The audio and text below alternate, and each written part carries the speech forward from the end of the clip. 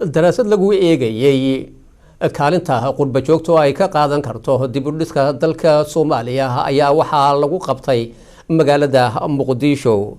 Ibrahim Sheekh Xuseen ayaa faahfaahinaya. ladan oo si harsara loo soo qaban qaabiyay isla markaana ay ka soo qayb galeen qaar ka mid ah qurba joogta ardayda macallimiinta barofeesarada iyo madaxda jaamacadda Indian Ocean ayaa waxa lagu soo bandhigay daraasad ay sameeyeen arday ka qalin jabisay jaamacadda Indian Ocean ee magaalada Muqdisho kaasoo ku aadan doorka qurba joogta Soomaaliyeed ay ka qaadan karaan dib u dhiska dalka.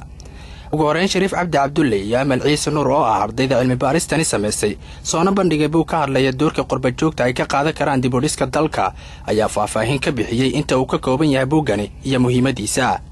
aan ku ogaano in daraasada aan ku sameynay doorka qurba joogta Soomaaliyeed ee ku leeyihiin dib u dhiska iyo horumarka gobolka Soomaaliya gaar ahaan gobolka Banaadir inay door weyn ka qaateen dib u dhiska iyo horumarka dalka Soomaaliya gaar ahaan gobolka Banaadir oo qusay eewaankiyaga ama iskoobkiyagu wahay in gobolka Banaadir aan ku sameyno daraasadaas.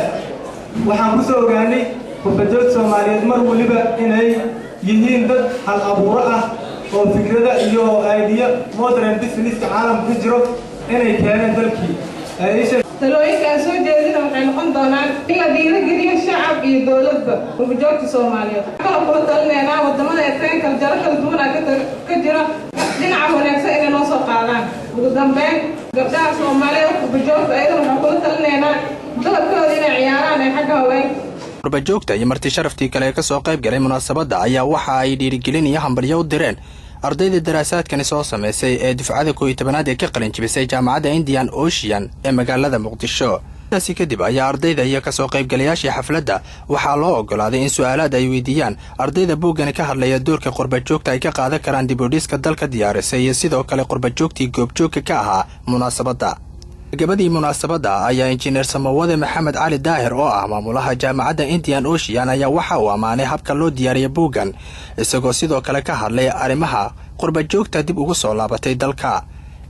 marka insha Allah waxyaabaha oo diasporada looga hadlayo waxyaabo lagu soo kordhiyay oo aad u qiimo badan experience ee la imaadeen oo lagu soo kordhiyay oo qaabka primitive ka oo wadanka yaalo wax loo sameeyay in qaab kale oo ka duwan la imaadaan oo more xeeladaysan fikrado cusub oo daray ka qayb ka tahay ama sidii space loo utilize garan lahaa ama waxyaabo kale services kale oo loo baahnaa.